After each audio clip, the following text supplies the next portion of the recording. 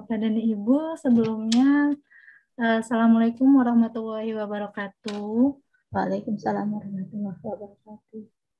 Kali ini untuk Zoom yang kedua, kita akan mendengarkan pemaparan materi dari Bapak Dr.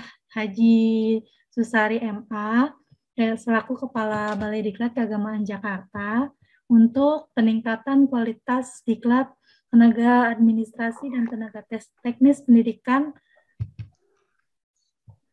Sebelumnya saya akan bacakan terlebih dahulu CV beliau dengan nama Bapak Dr. Haji Susari MA dengan NIP 19661111 31996031001, pendidikan formal S1 Tadris Bahasa Inggris IAIN Bandung tahun 1991, kemudian S2-nya Pendidikan Islam UIN Jakarta tahun 2003, dan beliau S3 Pengajian Islam di UIN Jakarta tahun 2013. Pengalaman bekerja, guru bahasa Inggris MTSN Kota Bogor 1906 sampai 2004. Kemudian pengawas madrasah Kemenak Kota Bogor tahun 2004 sampai 2006. Kemudian Widyaswara Pusdiklat Kemenak tahun 2006 sampai 2013. Kepala Bidang Penyelenggara Diklat pada Puslitbang Kemenak tahun 2012 sampai 2017. Kepala BDK Bandung 2017 sampai 2019, dan Kepala BDK Jakarta tahun 2019 sampai sekarang. Beliau juga sebagai dosen pasca sarjana UIN Sultan Maulana Hasanuddin Banten dari tahun 2015 sampai sekarang, dan sebagai Ketua Yayasan Griya Cendekia tahun 2013 sampai sekarang. Mungkin sedikit singkat untuk CV beliau. Kita dapat mulai. Saya kembalikan ke Bu Ika dulu. Mungkin ada Bu Ika, ada yang ingin disampaikan? Sepertinya nanti aja Bu Ika mah setelah Pak Kepala. Ya udah, berarti langsung ya. Bapak dan Ibu, kita langsung mendengarkan paparan materi dapat disimak oleh Bapak dan Ibu. Kepada Pak Kepala, kami persilakan Pak. Bapak yang... Terima kasih. Assalamualaikum warahmatullahi wabarakatuh. Waalaikumsalam warahmatullahi wabarakatuh. Ibu sekalian, para peserta pelatihan ini untuk metodologi atau apa, Bika? Guru Bahasa Indonesia MA, Pak. Guru Bahasa Indonesia. Untuk provinsinya gabungan? Banten. Banten aja Pak ini. Bahasa Indonesia ya? Iya. Ya, Pak. Alhamdulillah, meskipun tidak seluruhnya atau benar 30 orang, tapi mungkin juga tidak mengurangi substansi kegiatan pilihan ya, yang mana pada situasi pandemi kita terus dapat melaksanakan aktivitas kegiatan pelatihan meskipun dilakukan secara virtual ya. Saya rasa ini sangat penting dalam konteks pengembangan ASN, setidaknya dari dua aspek. Yang pertama, aspek administratif, yang kedua, aspek substantif. Aspek administratif, mungkin guru adalah jabatan fungsional. Jadi, untuk yang ASN, setiap akan melakukan kenaikan jenjang jabatan fungsional harus mengumpulkan angka kredit sehingga setelah selesai kegiatan pelatihan akan dilakukan pengukuran ya Dan hasilnya itulah yang nanti kelulusan Bapak Ibu akan dikonversi angka kreditnya untuk jenjang jabatan fungsional.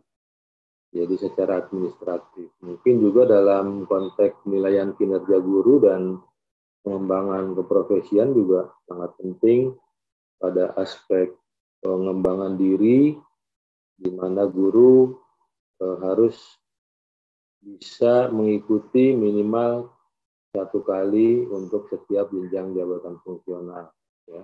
Ataupun mungkin angka kredit yang sudah sesuai pada ketentuan itu menjadi prasyarat kenaikan jenjang jabatan fungsional. Nah, kegiatan pelatihan itu merupakan salah satu aspek, ya, tadi itu. Jadi secara administratif saya rasa sangat penting, ya. Yang kedua dari aspek substantif juga saya rasa sama, ya. Guru adalah jabatan profesi, sehingga sebagai orang yang memegang jabatan profesi saya rasa harus selalu update pengetahuan, update keterampilan, update pengetahuan, agar kita dapat melaksanakan tugas fungsi secara profesional, dapat melakukan inovasi-inovasi pembelajaran sesuai dengan kebutuhan-kebutuhan terbaru.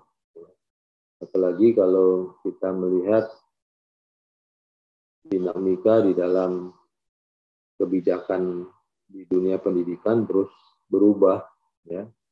Kurikulum itu berubah, ya. Bahkan terus dikembangkan sesuai dengan tuntutan dan kebutuhan. Bahkan standar nasional juga sudah terbit peraturan pemerintah nomor 57 tahun 2001 tentang standar nasional pendidikan. Di situ dilakukan penyesuaian-penyesuaian baik dari sisi pembelajaran maupun dari sisi mikro maupun makro, ya, dalam konteks pembelajaran. Ya, tentu mungkin kita sudah tahu semua, ya. Jadi perubahan-perubahan pada aspek mikro itu setidaknya ada dua aspek, ya, yang berubah. Yang pertama pendekatan pembelajaran, yang kedua penilaian pembelajaran. Pendekatan pembelajaran menggunakan pendekatan saintifik, ya. Kalau dulu kan mungkin pada saat diberlakukan kurikulum tingkat satuan pendidikan tahun 2006 itu ada istilah eksplorasi, elaborasi, dan konfirmasi, ya. Tapi sekarang dalam kurikulum 2013 itu tahapannya ditambah lagi, ya. Setidaknya ada 5 tahapan untuk kita bagaimana mampu menstimulan, ya, para peserta didik untuk dapat mengkomunikasikan gagasan, pikiran, pendapatnya dalam pembelajaran. Nah, itu tentu harus kita lakukan, ya. Nah, apalagi dalam konteks pembelajaran bahasa. Ini saya rasa harus dilakukan perubahan secara mendasar, menyesuaikan dengan kebutuhan-kebutuhan terbaru di dalam dunia pendidikan kita. Yang kedua, aspek penilaian yang berubah di dalam kurikulum kita yang sekarang itu, di mana penilaian menggunakan authentic assessment. Kalau dulu kita mengukur peserta didik kadang-kadang terjebak dengan angka, dengan pendekatan kuantitatif. Tapi sekarang ini kita rubah paradigma pengukuran kita. Bener Kak, tempat sepatu Kak.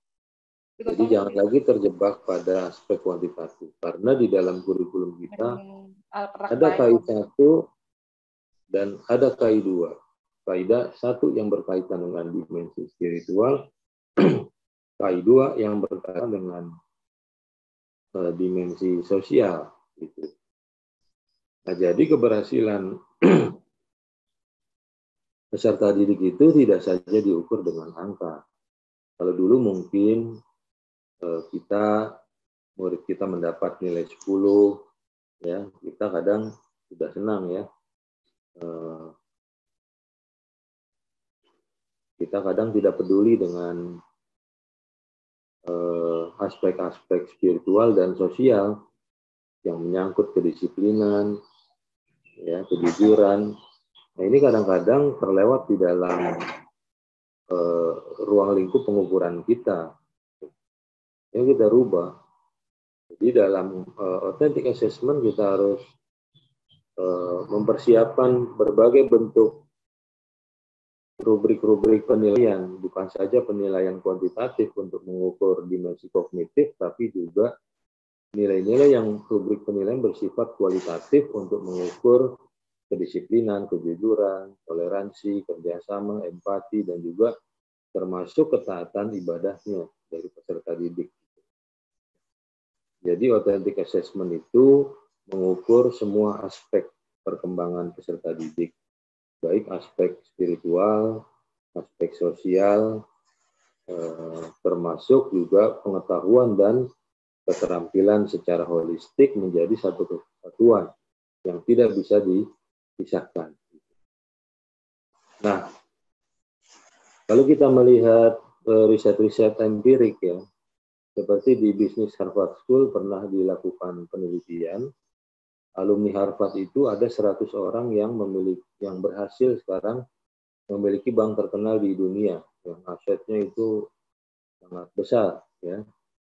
Nah, setelah disurvei yang 100 orang alumni Harvard itu, ternyata waktu kuliah di Harvard itu indeks prestasinya biasa-biasa aja, nggak pernah mendapat cum laude ataupun mungkin nilai indeks 4 ya. Tapi biasa-biasa aja. Tapi mempunyai kemampuan komunikasi sosial yang bagus, mempunyai disiplin kerjasama, etos kerja yang bagus, toleransi, empati yang bagus, itu sesungguhnya kunci keberhasilan peserta didik di situ. Ya. Dulu mungkin Bapak Ibu pernah juga kuliah ya, baik di sekolah maupun di tempat kuliah kita duduk dulu, banyak teman-teman kita yang indeks prestasi tinggi-tinggi, lalu ranking indeks 4, cum laude, ya, tapi sekarang hidupnya nggak berhasil. Malah yang biasa-biasa aja, itu berhasil bisa menjadi pejabat publik, ya, bisa menjadi anggota DPR, DPRD, bupati, wali kota. Padahal dulu biasa-biasa aja kemampuan akademiknya, tapi dia berhasil karena tadi dimensi spiritual, dimensi sosial yang kuat. Ini berkaitan dengan pembangunan karakter, menyangkut kedisiplinan, kejujuran. Itu yang dilakukan oleh Jepang. Ketika di bom atom oleh Sekutu, yang dilakukan oleh Jepang itu adalah pembangunan karakter, memperkuat kedisiplinan, tepat waktu, etos kerja, sehingga Jepang 25 tahun setelah dibom atom oleh Sekutu itu bisa sejajar ekonominya dengan Amerika ketika itu tahun 75 ya. Padahal sumber daya alam di Jepang itu kan terbatas. Ekonomi Jepang bergantung pada impor dari negara-negara berkembang. Tapi karena disiplin dan etos kerja dan serba tepat waktu, ini bisa berhasil dalam waktu yang singkat. Ini salah satu contoh. Nah, itulah yang dilakukan di dalam perubahan kurikulum kita. Memperkuat kembali dimensi pembangunan karakter yang bertumpu pada KI1 dan KI2. Dan itu diukur dengan orientasi penilaian yang bersifat holistik melalui asesmen asesmen otentik ya, itu yang perlu kita lakukan. Sehingga itu jangan lagi terjebak pada aspek kuantitatif, karena itu belum menjamin juga keberhasilan murid kita di masa depan.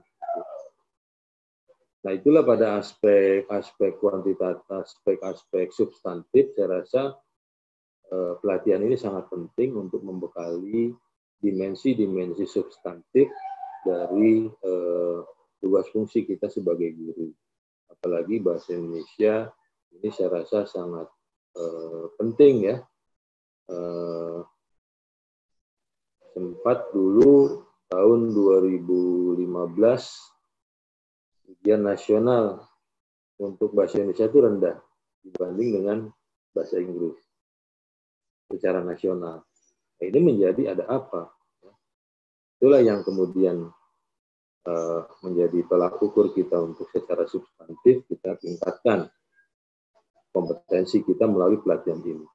Mudah-mudahan semua dalam keadaan baik ya, sampai selesai mengikuti kegiatan pelatihan dan bisa lulus, bisa bermanfaat sertifikat yang kita dapat baik secara administratif maupun secara substantif.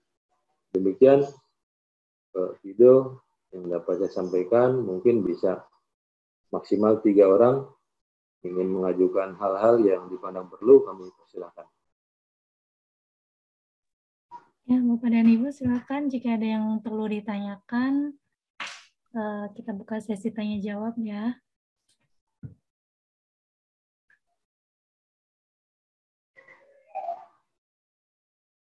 Tadi mungkin gambaran sekilas tentang yang Bapak sampaikan ya. Untuk saat ini kita lebih ada perubahan gitu. Jadi untuk lebih memajukan KBM-nya yaitu dengan asesmen autentik. Jadi diharapkan dengan tenaga pendidik yang mengukur penilaian yang secara terpadu, kemudian digunakan untuk memberikan gambaran dan kemajuan pengalaman agar siswa dapat belajar secara menyeluruh, jadi tidak memakai dengan dimensi substantif lagi gitu ya Bu. Terus untuk SDM-nya agar bisa lebih disiplin dan etos kerjanya lebih baik. Bapak dan Ibu silakan apabila ada yang ingin ditanyakan. Ya, Assalamualaikum warahmatullahi wabarakatuh. Haji Susari. Ya. Waalaikumsalam. Ya, saya Ninik Mufidah dari MAN 1 Kota Tangerang, Pak. Pak, untuk yang saya tanyakan, untuk 1 tahun kebelakangan ini ya, jadi ke belakang, terutama untuk penilaian untuk asesmen untuk siswa, Pak. Terus terang, kalau untuk secara holistik atau menyeluruh seperti itu, kami kesulitan, Pak. Gimana ya Pak caranya? Kan mereka daring, ya kan? Jadi kita tidak bisa apa tuh anak itu jujur apa tidak. Kita misalkan nih dengan penilaian dengan Google Form, ya kita tidak mengetahui anak ini menjawabnya jujur atau bagaimana. Terutama saya nih Pak, saya tuh kebetulan tahun kemarin itu mengajar di kelas 12, ya kan. Lalu setelah rapat penentuan untuk tahun ajaran baru, saya langsung mengajar di kelas 11. Otomatis saya sama sekali tidak mengenal anak didik saya. Ya, jadi kelas 10 saya kan nggak mengajar mereka, jadi langsung ke kelas 11. Nah, ini Pak, jadi penilaian ini saya bagaimana bisa tidak mengetahui karakter mereka? Karena kan bayang-bayang Pak, dunia maya Pak. Bagaimana Pak untuk jadi hanya berdasarkan nilai yang real di kognitif aja begitu. Ini bagaimana Pak mengatasinya Pak? Mohon pencerahannya Pak. Terima kasih. Assalamualaikum warahmatullahi wabarakatuh. Oke, langsung aja ya saya jawab ya. Takut lupa nih. Iya Pak. Jadi Bu Nini ya, Iya. Tangerang. Jadi orang Tangerang Bu. Iya, kita tetangga Pak, sekolah kita. Terus dengan rumah Bapak. Alhamdulillah ya. Saya rasa kita harus melakukan inovasi-inovasi dalam penilaian Bu Nini ya. Ya. Jadi kondisi seperti sekarang saya rasa jangan menjadi hambatan. Saya pikir teknik-teknik penilaian itu cukup banyak yang bisa kita gunakan. Sebagai contoh penilaian diri atau penilaian rekan sejawat. Ya. Nah, ini bisa digunakan untuk mengukur dimensi spiritual. Umpama ketaatan ibadah ya. Mungkin Ibu bisa menggunakan Google Form juga untuk melakukan penilaian diri kepada anak murid kita untuk mengukur kejujuran dan ketaatan ibadah. Kalau dulu mungkin kita waktu kecil ya, waktu SD SMP, mungkin tiap bulan Ramadan itu kan ada lembar apa namanya? Iya, laporan sholat taraweh gitu ya Pak ya. Kegiatan taraweh ya. Iya. Saya rasa bisa dihidupkan kembali, itu bagian dari penilaian diri ya. Dan sekarang saya lihat tuh udah jarang anak. Iya. Kalau mungkin dulu ya, saya selesai mungkin memberikan kultum ataupun sholat tarawih itu dulu ya, itu penuh buku-buku tuh harus saya paraf untuk anak-anak ya. Tapi sekarang nggak ada saya lihat. Tidak ada, betul Pak. Sudah tidak ada lagi. Ya, jadi penilaian diri ya, saya rasa penting untuk mengukur kejujuran dan ketaatan. Nah, sehingga mungkin pantas juga kita nggak mengetahui ini anak tarawih apa tidak gitu. Atau mungkin juga rubrik penilaian itu bisa kita berikan juga kepada orang tua ya sebagai fungsi kontrol. Jadi orang tua mungkin bisa mengisi rubrik penilaian untuk anak didik kita. Orang tua yang paling melihat kan di rumah itu ketika masuk waktu sholat anak kita itu masih main atau langsung ke masjid ya. Mungkin ini orang tua bisa memberikan informasi tentang profiling anak-anak kita. Kalau kita yang melakukan sulit, saya rasa untuk situasi sekarang. Tapi kita bisa menyebarkan link Google itu kepada orang tua atau kepada rekan sejawat atau kepada siswa yang bersangkutan ya, dalam bentuk penilaian diri. Penilaian diri. Mengukur dimensi lainnya seperti kedisiplinan. Mungkin ketika dalam penugasan kita bisa mengukur kan, kadang-kadang anak kita ada yang tepat waktu. Tepat waktu, ada yang terlambat. Yang tidak tepat waktu, ada yang sampai dioprak-oprak baru dia nyerahin. Ya. Ini masuk dalam aspek kedisiplinan. Saya rasa itu bagian daripada penilaian.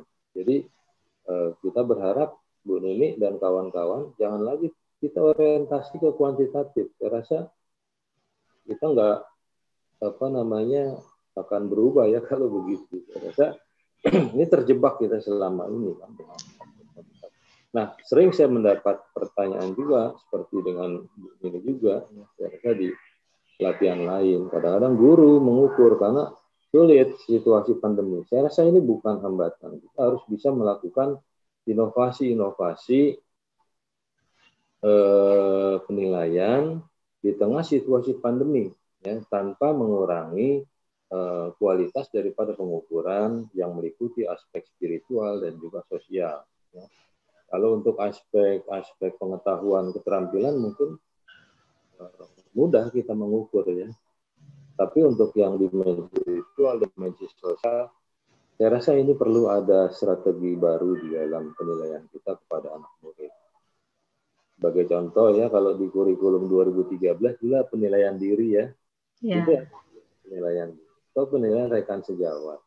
Bisa kita kembangkan ke orang tua, memberikan informasi tentang profiling anak kita dari aspek kedisiplinannya, dari aspek ketaatan, beribadah, termasuk puasa Ramadan. Itu mungkin nanti kita cross check informasi dari anak yang bersangkutan, informasi dari rekan sejawatnya, atau informasi yang disampaikan oleh orang tua, kita cross check ke anak murid ya melalui sebuah mungkin ya forum ya itu untuk mengukur kejujurannya dia. Kalau umpama dia nggak jujur kan, orang tua juga harus menyampaikan informasinya apa adanya untuk kebaikan anak.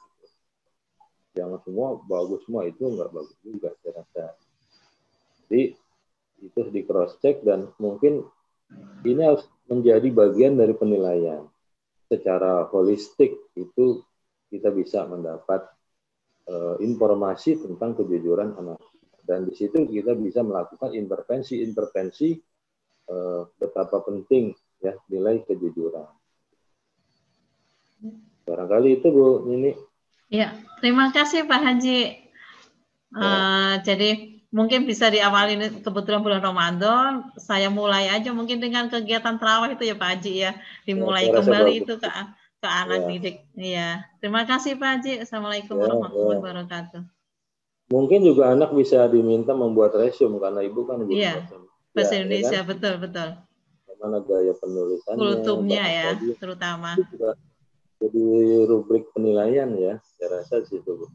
Iya. Kalau perlu yang tulisannya bagus, bisa dimuat ada nilai tersendiri. Apresiasi ya. Iya. Saya rasa gitu Bu. Terima kasih Pak Haji. Ya. Silakan.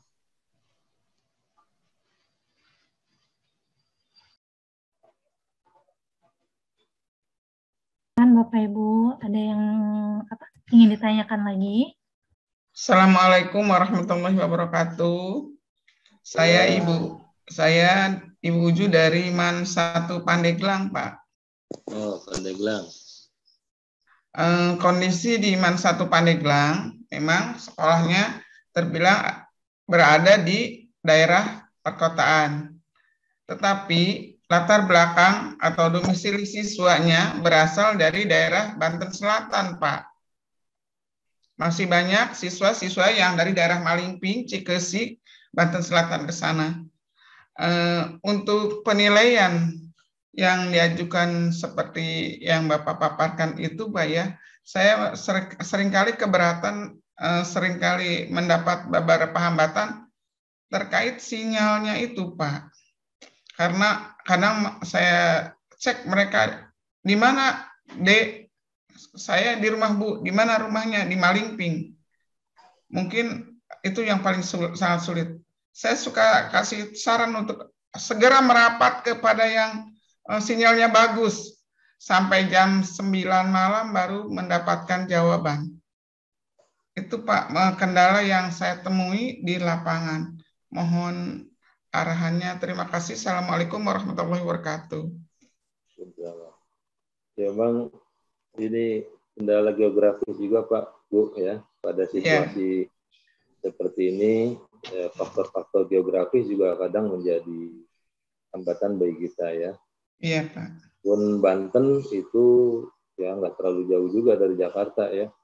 Iya. Tapi memang untuk situasi di Malingping dan sekitar mungkin sinyal internet masih dirasakan ya, banyak hambatan.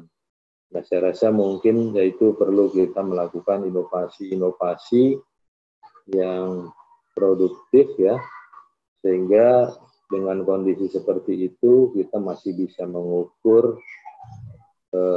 perkembangan peserta didik ya dengan baik.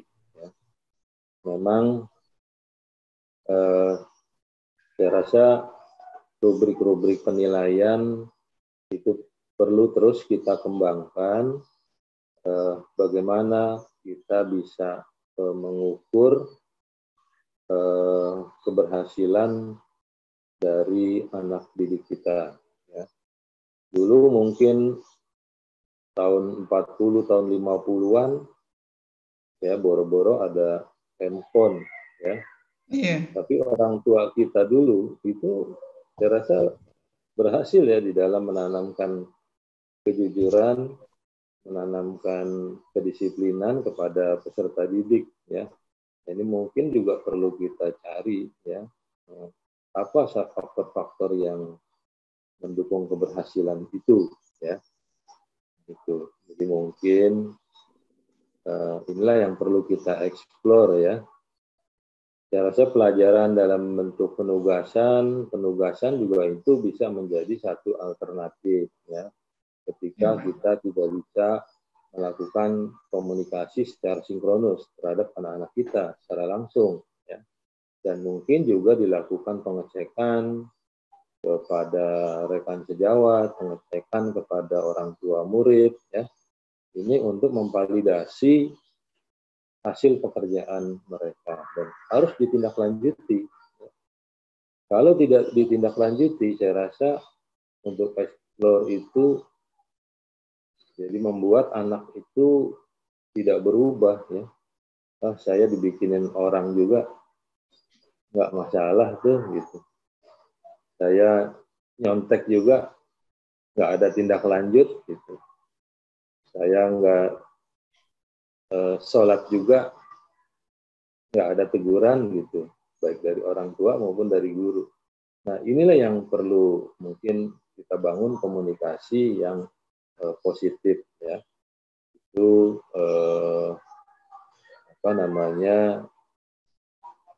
trilogi pendidikan kan, pendidikan di sekolah, pendidikan di keluarga, dan pendidikan di masyarakat. Ini perlu kita bangun. Saya rasa seperti itu. Ya. Jadi jangan sampai terputus komunikasi dalam kaitan trilogi pendidikan tadi, terutama antara guru dan orang tua, pendidikan di sekolah dan pendidikan di rumah. Demikian juga pendidikan di masyarakat. Ini menjadi satu siklus ya, menjadi satu kekuatan yang sangat produktif. Gitu. Kan ini kan dikritik juga ya oleh Ivan Illich ya dalam deschooling gitu. Jadi kelemahan sekolah-sekolah sekarang itu berdiri sendiri, bersifat individu, tidak bisa membuka akses kepada masyarakat, tidak bisa membuka akses kepada orang tua. Itu kritik yang sangat tajam. Saya baca dalam buku deschooling itu Ivan Illich tuh dia mengkritik sistem persekolahan sekarang yang menutup diri seolah sekolah itu ada di tembok yang tinggi, ya, nggak membuka diri. Ya. Maka dikembangkanlah sekarang pendidikan-pendidikan yang berbasis pada masyarakat. Ya. Nah, itu saya rasa perlu dibangun terus, bukan saja komunikasi kita dengan masyarakat untuk penguatan kapasitas sarana dan prasarana pendidikan, tapi yang lebih penting komunikasi dengan masyarakat dan juga orang pendidikan keluarga itu untuk pembangunan karakter peserta didik. Gitu. Selama ini kan mungkin ya, saya juga mungkin beberapa kasus ya komunikasi itu hanya kaitan dengan penguatan sarana prasarana fisik. Ya. Bagaimana kita harus bisa membangun juga komunikasi yang bagus. Trilogi pendidikan dibangun untuk memperkuat pendidikan karakter peserta didik. Saya rasa itu Bu Uju dari Pandeglang ya. Ya Pak, terima kasih. Inovasi itu Bu. Ya silakan Pak Sido, satu lagi.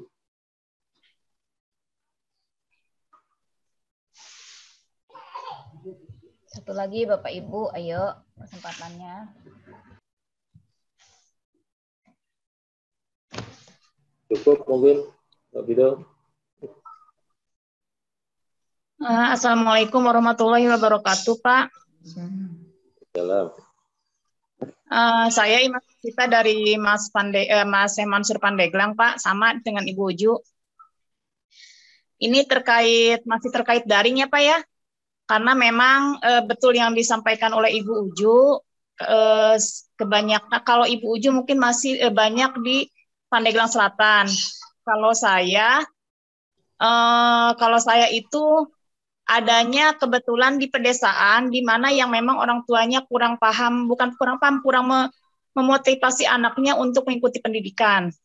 Sehingga kalau untuk mengukur penilaian secara menyeluruh itu agak sulit karena dari satu kelas itu hanya 70% yang bisa mengikuti. Itu pun tidak intens. Kita sudah melakukan berbagai cara, Pak, dari kompisit, setelah itu luring dan lain sebagainya. Tapi kebanyakan yang memang kurang respon. Alasannya adalah kesiangan. Seperti itu, Pak. Nah, yang saya tanyakan adalah selain inovasi, bagaimana cara yang efektif untuk memotivasi siswa yang kurang respon dalam pembelajaran daring untuk mengukur penilaian siswa secara menyeluruh, Pak. Terima kasih. Assalamualaikum warahmatullahi wabarakatuh. Waalaikumsalam warahmatullahi wabarakatuh.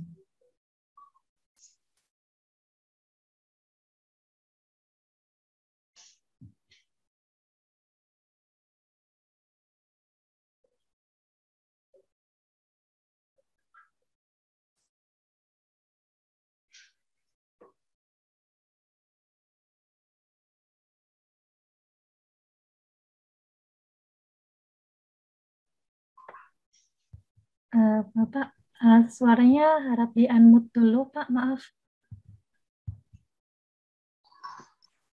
Ya, maaf. Ya, ini juga menjadi salah satu faktor yang dapat menghambat ya keberhasilan pendidikan ketika trilogi pendidikan itu tidak berjalan dengan baik ya. Nah, maka mungkin perlu ada strategi-strategi lain yang harus kita lakukan ya, terkait dengan memperkuat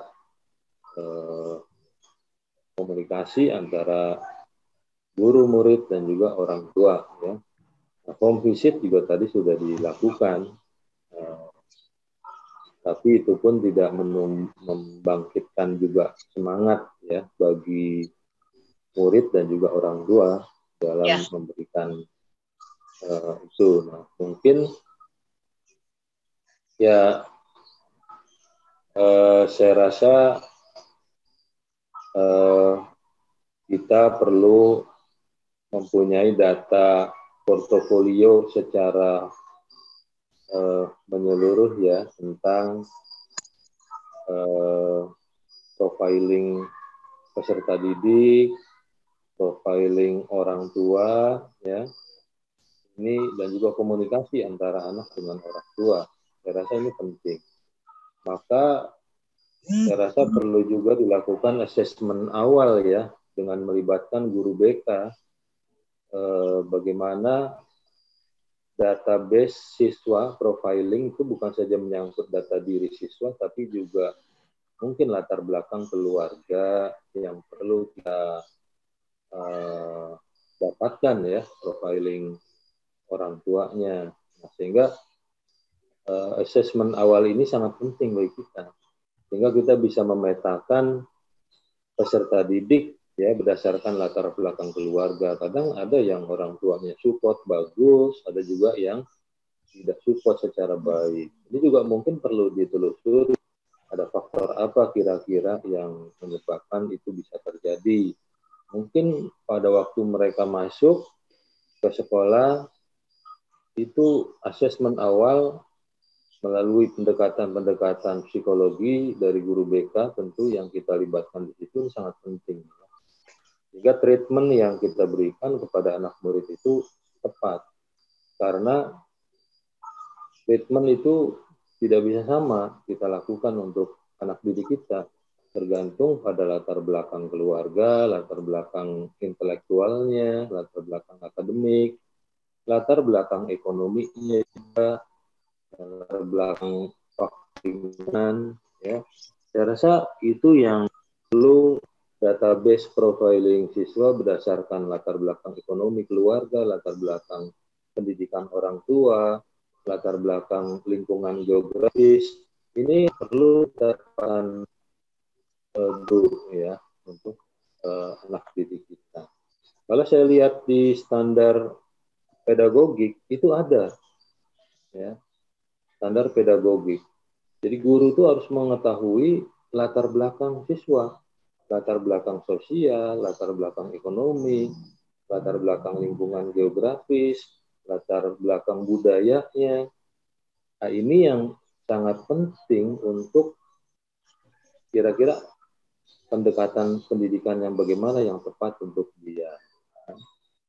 Mungkin juga pengukuran atau mungkin yang lainnya itu ya berdasarkan database tadi itu. Saya rasa ini memang tugas panjang kita ya. Jadi setelah kita mengetahui latar belakang ekonomi, latar belakang sosial, latar belakang pendidikan keluarga, ini yang kemudian kita harus mengidentifikasi kira-kira pendekatan apa yang tepat untuk anak tersebut.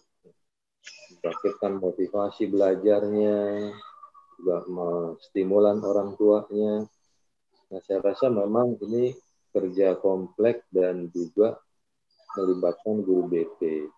Kadang-kadang kan bisa juga sekolah itu hanya menerima berdasarkan nilai, ya, ataupun mungkin juga berdasarkan faktor-faktor lain ya, kondisi-kondisi yang menjadi dasar penerimaan murid. Tapi saya rasa itu nggak masalah. Yang penting bagaimana kita bisa mendapatkan informasi tentang database peserta didik. Sehingga kita bisa mengetahui secara benar dan bisa mengidentifikasi pendekatan yang tepat untuk anak murid kita. Saya rasa begitu, Bu, informasi awalnya. Ya. Jadi memang harus ada keterlibatan dengan guru BP ya, Pak ya. Karena memang selama ini kita hanya tahu siswa, karena kan kita selama ini kan PTM istilahnya, tiba-tiba harus daring karena kondisi pandemi ini apa ya. Jadi agak PR besar, sehingga memang ini apa kan kita sudah berjalan 1 tahun, tapi istilahnya semua usaha sudah kita lakukan bagaimana supaya siswa aktif, karena memang ketika PTM pun itu tadi karakter siswa beda-beda ya Pak ya, ada yang kesiangan, ada yang rajin gitu kan. Nah kita tahu karakter sebenarnya ketika sudah daring Pak, yang memang karakternya yang rajin memang dengan yang memang terpaksa atau seperti apa jadi ketahuan. Oke, terima kasih Pak, mudah-mudahan ini bisa menjadikan jalan keluarga untuk sekolah saya khususnya gitu ya. Terima kasih Pak. Assalamualaikum warahmatullahi wabarakatuh. Waalaikumsalam warahmatullahi wabarakatuh. Ya. Warahmatullahi wabarakatuh.